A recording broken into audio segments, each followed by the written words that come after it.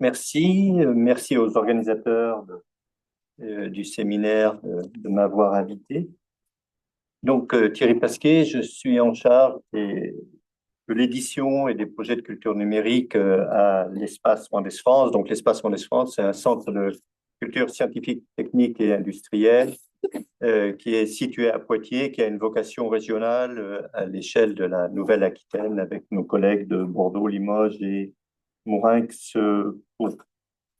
Donc, la spécificité de l'espace Mendès France, donc il y a des locaux ouverts au public à Poitiers, c'est de considérer qu'on ne peut pas faire de culture scientifique sans faire intervenir les chercheurs plus ou moins directement avec les publics, qui a une conception très large aussi de la culture scientifique et qui a développé un gros volet autour des sciences sociales et du lien art-sciences et qui dispose d'un pôle dédié qui s'appelle le lieu multiple aux cultures numériques, aux résidences d'artistes et de chercheurs.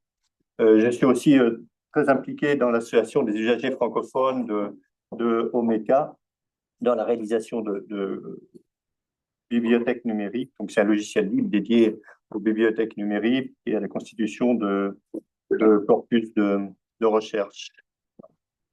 Donc, ADNO, c'est un projet modeste et expérimental qui a été développé à la suite de notre succès, donc à la réponse à l'appel à projet du ministère de la Culture, services numériques innovants, qui vise à expérimenter des solutions numériques et des usages innovants auprès de partenaires culturels. Donc, on a proposé ADNO. Donc, le principe de ce projet-là, un opérateur propose une, un projet en lien avec des partenaires culturels. Donc, là, les partenaires culturels étaient les musées de Poitiers, la Bibliothèque Sainte-Geneviève de Paris, l'abbaye de Saint-Savin qui est classée au patrimoine mondial, la Cité internationale de la bande dessinée et de l'image à Angoulême et le Muséum de La Rochelle. Notre idée étant d'avoir un panel d'acteurs culturels dans différents champs. Donc, vous avez vu aussi que, alors ça n'a rien à voir sans doute, mais il y a un intérêt du ministère pour 3IF et que le ministère de la Culture a adhéré au consortium 3IF en 2024, l'année dernière, et a et, publié une recommandation pour l'usage de 3IF dans les établissements culturels et pour encourager la diffusion, la présentation et la notation des images et des documents audiovisuels publiés sur le web. Donc, il y a des choses intéressantes qui commencent à se développer.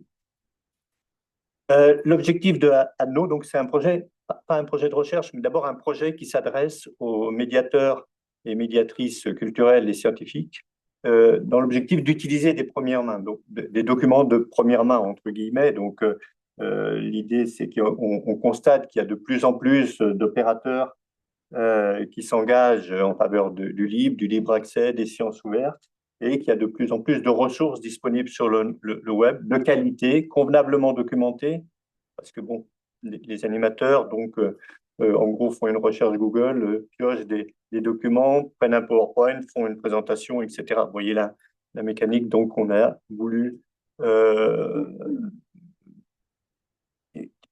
comment dire, tirer parti des avantages évidemment de 3IF que vous connaissez pour proposer une solution qui soit réellement intéressante du point de vue de la médiation scientifique. Évidemment, c'est un logiciel qui s'adresse aussi aux enseignants, aux chercheurs et aux artistes. D'ailleurs, comment dire, le logiciel a été élaboré de manière collaborative avec de nombreux chercheurs. J'ai parlé du lot initial des partenaires, mais depuis, se sont greffés d'autres partenaires. Je vois Pierre, donc des archives Poincaré à Nancy, qui ont soutenu aussi ADNO. Il y a l'Université de La Rochelle, au travers d'un projet Je peux pas, j'ai musée, et avec le groupe Aliénor qui regroupe des musées de la région de Nouvelle-Aquitaine. Donc, le cercle s'est élargi, et notamment aussi dans le champ de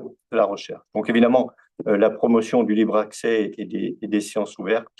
Et sans le dire aussi, c'est de rappeler aussi ce que sont les principes du web, les standards ouverts et l'intérêt des logiciels libres dans ce contexte-là.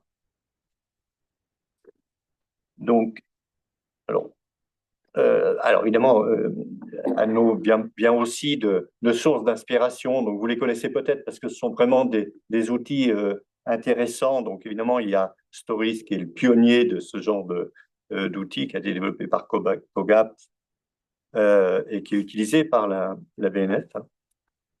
Exhibit qui a été développé dans la période Covid par une université pour les présentations à distance et qui est un bel outil aussi, développé aussi par le développeur de Universal Viewer, je crois. Anona, qui est une boîte à outils avec un tas d'options et de choses vraiment intéressantes, qui est très versatile.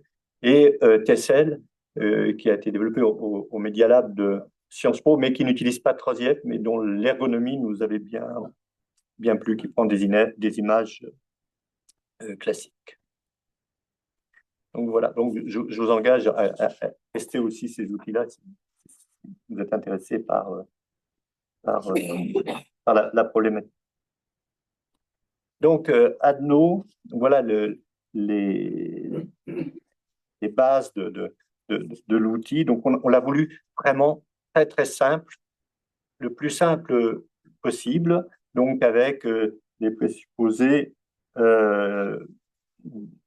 faciliter l'accès, pas d'installation, pas d'inscription, pas de traçage, et évidemment gratuité, et que ce soit un logiciel libre, ne pas réinventer la roue, donc utiliser des composants existants, évidemment les standards ouverts du web, 3IF, et puisqu'il fallait vraiment faire innovant, et qu'on constatait aussi que beaucoup d'opérateurs culturels avaient toujours des problèmes pour partager des fichiers publiquement, etc. On a poussé le bouchon, mais c'est vraiment plus qu'expérimental. Je n'ai pas d'exemple d'utilisation pour partager les projets Adno sur IPFS, donc un système pair à pair pour partager des fichiers sans théoriquement avoir besoin de serveurs. Et puis évidemment, les composants libres qui vont bien, OpenSea Dragon et Anotorious, et l'ensemble est packagé en React. Et bon, tout un tas d'outils et de bibliothèques. Donc on peut voir Adno à la fois comme un logiciel et à la fois comme un composant libre, lui-même réutilisable et intégrable dans une plateforme ou un autre outil. Donc, c'est en fait, côté serveur, il n'y a pas d'installation, donc on a des fichiers statiques. Et côté client, tout se passe dans le navigateur. On va voir ça plus tard. Donc, évidemment, puisque s'il est possible de l'installer soi-même, ce n'est pas forcément trivial d'utiliser Node.js ou des choses comme ça. Donc, on entretient une instance disponible, gratuite, donc sous l'URL adno.app, avec une documentation. Une partie du site est bilingue en anglais et l'application a aussi été traduite en castillan, mais le site n'a pas été encore traduit. Donc, comment ça se présente? Donc, sous la forme d'un tableau de bord, donc qui est propre à votre navigateur et qui va, dans le navigateur, dans le local storage du navigateur, garder vos projets. Donc, à cet endroit-là, on peut fournir une URL d'une image 3IF ou un manifeste, ou, parce que c'est la première des choses que les usagers, lorsqu'on a fait nos premières réunions d'idéation, nous ont demandé, c'est comment se passer de 3IF et prendre des images ordinaires, entre guillemets. Évidemment, on l'a fait, mais des images en ligne. Ou alors, on peut importer un projet Adno déjà réalisés, donc c'est la partie droite. Et comme je vous le disais, tous vos projets sont conservés dans le navigateur, pour autant qu'on ne vide pas le cache, etc. Ou que si on a une politique de sécurité très, très stricte, eh ben, si on ferme ou on éteint le navigateur, on peut ne pas retrouver les projets. Donc évidemment, vous pouvez les télécharger sous la forme de fichiers JSON et les garder sur votre système de fichiers. Donc l'autre différence aussi de Adno par rapport aux autres outils, c'est qu'on a vraiment voulu coupler dans une interface unique la partie édition, la partie visualisation, pour pouvoir jongler et passer de l'un à l'autre très, très facilement. Donc, on passe, alors, on passe en mode. Donc là, on a une image d'une cellule en très haute définition qui est fournie avec un cours en ligne. Donc, dans la partie en mode édition, donc on retrouve les outils d'annotation habituels, y compris multiformes. On reconnaît l'interface de OpenSea. Alors, ça a un petit peu évolué depuis la copie d'écran, mais on procède à des annotations. On retrouve la liste des annotations en colonne de gauche. Évidemment, on peut les classer, les ordonner et les agencer comme on le souhaite. On peut switcher en mode lecture, donc avec le bouton en haut à droite qui passe au vert en mode lecture. Donc là, il n'y a pas de vraie interface puisqu'on peut aussi passer en plein écran en mode lecture. Et on retrouve là une navigation soit automatique, soit annotation par annotation, et un certain nombre d'icônes pour faciliter la présentation. Donc voilà, donc ce qui est important, c'est vraiment ce couplage très fort qui permet aux médiateurs, aux médiatrices de passer Donc en fait, il y a une différence aussi très forte avec les outils habituels de la médiation, c'est que, évidemment, vous connaissez les interfaces 3IF, les modalités de présentation, c'est qu'on n'a pas du tout l'équivalent on fait une présentation avec un autre, on peut jongler, évidemment, je pourrais faire une présentation si vous le souhaitez plus tard, mais on passe d'une image à l'autre avec les possibilités de zoom, mais on a toujours la main sur l'image. Et donc, il y a toujours dans une présentation quelqu'un qui dit oui, mais là à côté, il y a quoi? Et c'est quoi ce truc? Et en général, avec une présentation PowerPoint, ou autre, hein, c'est pas, ou PDF même, eh ben, on lui dit bah, écoute, tu attends tout à l'heure, puis on y reviendra. Et puis évidemment, on n'y revient jamais, ce qui n'est pas terrible en matière de médiation. Donc évidemment, ici, immédiatement, on peut accrocher la zone concernée, arrêter la présentation et y revenir, etc. Donc, un éditeur, donc Markdown, mais qui permet aussi de faire du WYSIWYG standard. On peut ajouter des images, de préférence en ligne, mais on peut aussi télécharger des images. On conseille qu'elles soient très, très légères, puisqu'elles sont enregistrées en base 64 dans la notation. Il y a la possibilité de mettre des mots-clés et la possibilité d'associer un audio. Donc, on a par exemple une présentation avec les oiseaux des jardins. Ben, évidemment, on a les chants et on peut, en lecture, écouter les oiseaux un par un ou en panoramique, en entendant de manière spatialisée les oiseaux qui sont dans le visualiseur. Les annotations elles-mêmes sont enregistrées à la fois en texte brut, en Markdown, et à la fois en HTML, enfin conservées dans le fichier d'annotation. Des paramétrages, évidemment, qu'on a voulu très, très limités, seulement en mode lecture, mais évidemment, on en rajoute toujours. Il y a toujours des collègues ou des usagers pour nous dire « Ah, mais il faudrait… » On essaie de limiter, mais évidemment, on rajoute toujours, mais on essaie que ça ait un sens, quoi. Donc, on a classé, puisqu'on a augmenté le nombre de paramètres en visualisation, navigation, annotation. si c'est pertinent. Donc, pour revenir aux possibilités d'échange, donc un projet Adno, bon, c'est un simple fichier d'annotation, normalement au standard Web Annotation Model du W3C, donc JSON LD, qui peut être partagé ou déposé sur le web pour être utilisé, dépliqué, modifié, publié. Donc évidemment, on peut faire de la transmission du fichier par simple mail ou clé USB, le mettre sur le web, sur des sites statiques, ou si on veut être plus confidentiel, entre guillemets, on peut utiliser aussi Drive ou Dropbox en donnant l'URL qui va bien, et ça fonctionne.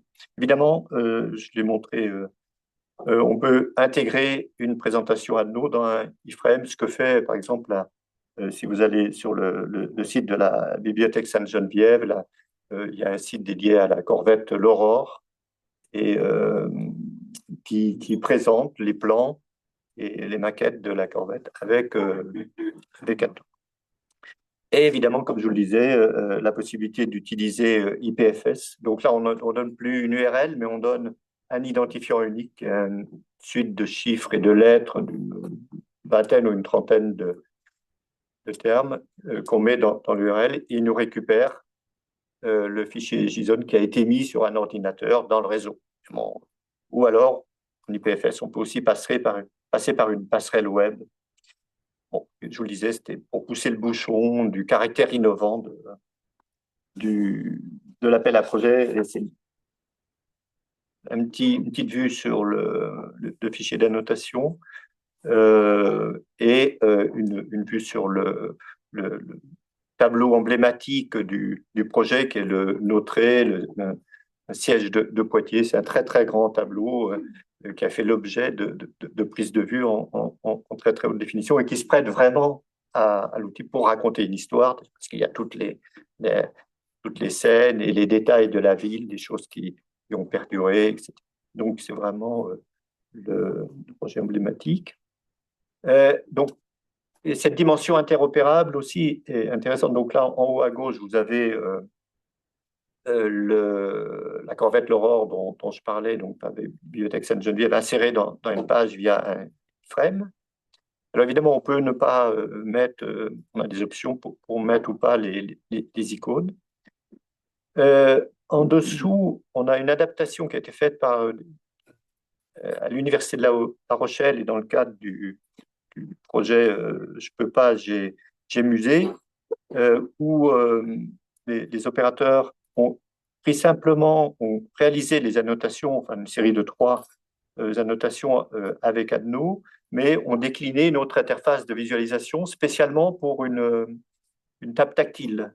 Donc le tableau entre en restauration. Donc dans le musée, on a mis une table tactile et il y a une interface spécifique qui se prête mieux à ça et à différents parcours et à des visualisations. Par exemple, il y a une option qui a été développée où on ne fait pas un parcours, mais on fait une visualisation point par point, des choses comme ça. Donc ça, c'est des choses qui sont aussi en ligne. Et puis, à droite aussi, c'est la possibilité de faire des brochures.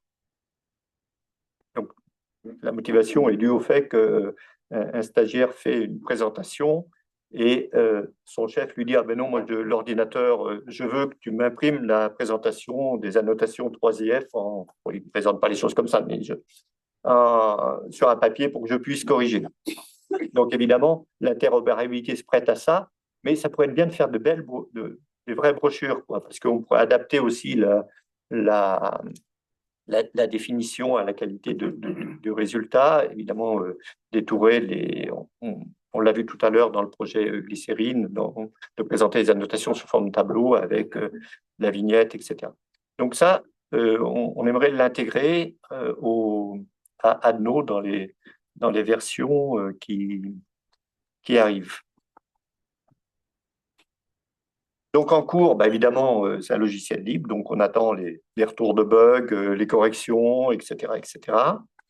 On est en train d'écrire des tests parce que bon, on part d'un projet qui est modeste, etc. Mais on se dit qu'il y a toujours des choses, donc peut-être qu'il faut bien bien caler le code et assurer la pérennité du logiciel, même modeste.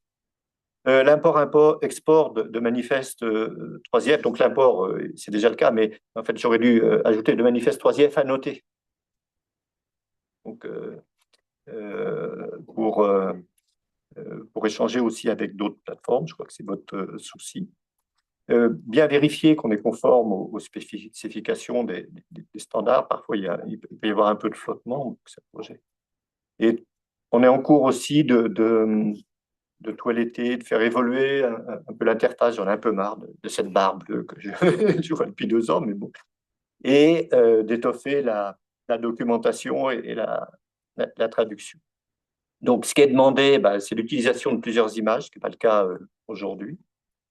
Donc, l'impression en brochure, comme je vous le disais, des présentations distantes, parce qu'on a eu l'expérience de faire des présentations via les outils de visio, et c'est vraiment pas terrible, parce que ça manque de réactivité, et la qualité de l'image en pâtit. Donc, on aimerait ce que fait Anona, par exemple, ou Story, je pense aussi, pouvoir faire des présentations synchronisées à distance. Des extensions Adno pour Omeka et WordPress, les annotations multilingues. Nous, on a un planétarium au Poitiers, donc on voudrait l'adapter, mais on a aussi des planétariums gonflables qui se promènent sur le territoire. Donc, on doit transformer, enfin, adapter les projections sur une voûte. Via les API, c'est aussi une possibilité. Donc, suggestion de contenu, assistance à la reconnaissance, on a vu un truc tout à l'heure. En lecture, traduction automatique, synthèse vocale, bon, c'est des choses évidemment qui sont dans les hypothétiques, quoi. Donc, sauvegarde, récupération des projets et intégration plus aboutie. Par exemple, de notices Wikidata, des choses comme ça. C'est des choses ou d'entités nommées dans les annotations. Donc, c'est des choses qui sont demandées par les conservateurs, notamment.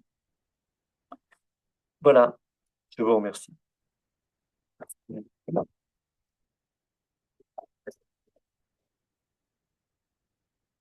On peut pas faire une démonstration si vous le voulez, ou sur mon ordinateur, ou essayer Adno. Voilà, il y a des exemples en ligne. Est-ce qu'on a des questions dans la salle? Je n'en ai pas dans le chat, mais on peut peut-être dans la salle, en profiter, et comme ça, est-ce que le café sera pas à la nuit, c'est ça? Donc, on a encore quelques minutes pour prendre quelques questions, pour tirer si vous en avez. Question peut-être un peu bête. Tout à l'heure, vous avez dit qu'on pouvait transmettre les projets par fichier JSON-LD. Du coup, les images, vu qu'elles sont stockées en version 24, j'imagine que c'est pas très compliqué de l'installer là-dedans. En revanche, pour les sons. Non, les sons, ils sont en ligne. Non, le principe quand même. URL, du coup, Oui. En fait, les projets sont en JSON-LD de toute façon. Donc, il y a la possibilité, parce que c'est une possibilité de l'éditeur, de charger des images. Ce qui n'était pas du tout dans le cahier des charges au départ. Et évidemment, quand on a commencé à faire ça, les gens se sont dit, ah, mais c'est quand même pas mal. Donc, c'est la même idée que d'utiliser des images normales. Mais évidemment, c'est pas un truc. On privilégie les ressources distantes, donc les audios. Mais en fait, les audios, on pourrait les mettre en base 64 aussi, j'imagine. Doivent être en ligne. D'accord. Comme les images 3IF. Donc, images, le JSON-LD, en fait, il n'y a que des URL. On transmet que les annotations, en fait, et les références. Ok. Merci. Oui. L'un des critères de base, c'était d'être donc serverless. Oui. Et dans vos projections, vous avez cette idée d'avoir des présentations un peu synchronisées, où on peut avoir quelqu'un qui se présente et puis quelqu'un d'autre plusieurs auditeurs qui auraient la même vision, mais sans passer par de la visio, c'est bien ça. Oui. Et comment vous comptez combiner ça avec du serverless? C'est WebRTC, il n'y a pas de. Il faut un petit serveur, oui. Pour le coup, il faut un. Alors, on en discute avec les développeurs. Alors, ils disent, on peut échanger des URL ou des codes barres, etc. Si les deux personnes échangent, il y a une possibilité de le faire. Mais Anona ou Stories le font au travers de serveurs légers. Ah, serveur turn, du coup. Oui, oui, c'est ça. D'accord. Ok. Ah oui, et du coup, pas de style. Oui. Bertrand, tu as une. Ouais, merci pour la présentation, Lucie. Euh, la première présentation qu'on avait ce matin mettait un peu l'accent sur la collaboration en temps réel. C'était un peu souvent dans les plateformes comme ça. J'ai l'impression que c'était pas votre choix. Est-ce que vous pouvez en dire un peu plus sur les raisons pour lesquelles vous n'êtes pas là-dessus? Ça correspond à la pratique de notre public, quoi, des animateurs. Donc, où ils vont préparer, y compris avec leur public ou dans un contexte particulier, une présentation, la faire une fois, etc.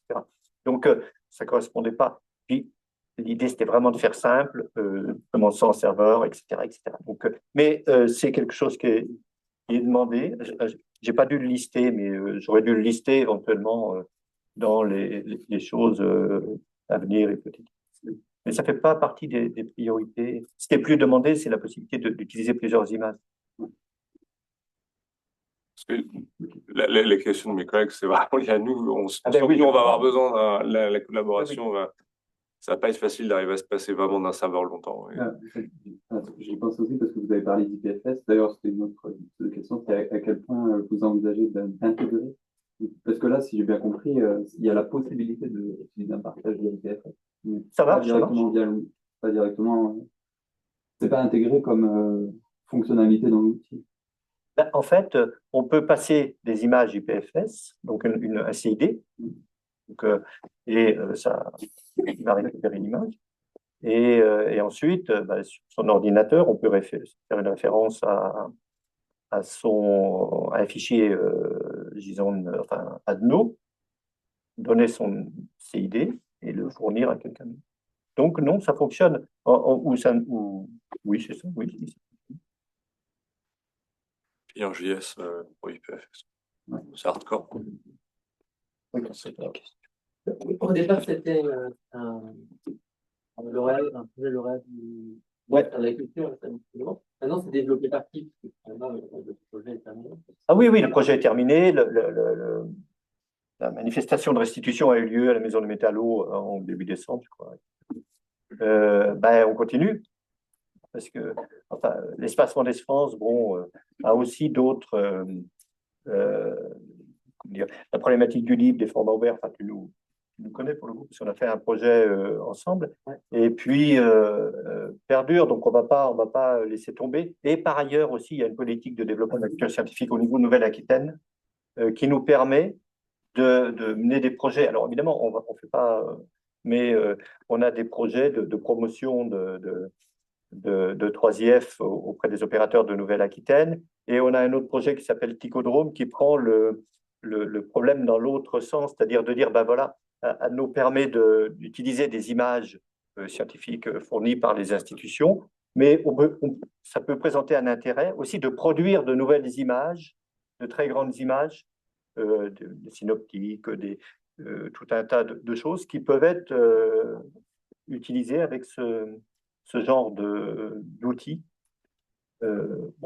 Évidemment, on connaît les fractales, mais on a par exemple des dessinateurs et des dessinatrices de BD, Morgane Parisi par exemple, qui fait des grandes planches avec plein de petits détails pour traiter d'une thématique.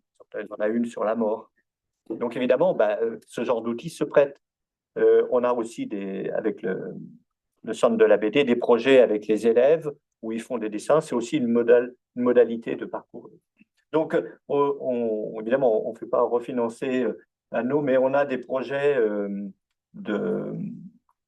annexes qui nous permettent d'essayer de créer un écosystème. Voilà. Et puis, on essaie aussi, évidemment, de trouver des financements complémentaires. Donc, nous, on est ouvert si on nous dit ce serait important de faire de la collaboration, et puis qu'on peut travailler ensemble, on peut le faire, parce que ça peut présenter aussi un intérêt. Évidemment, ça ne faisait pas partie des priorités, mais ça peut être intéressant. Donc oui, on veut continuer à le développer.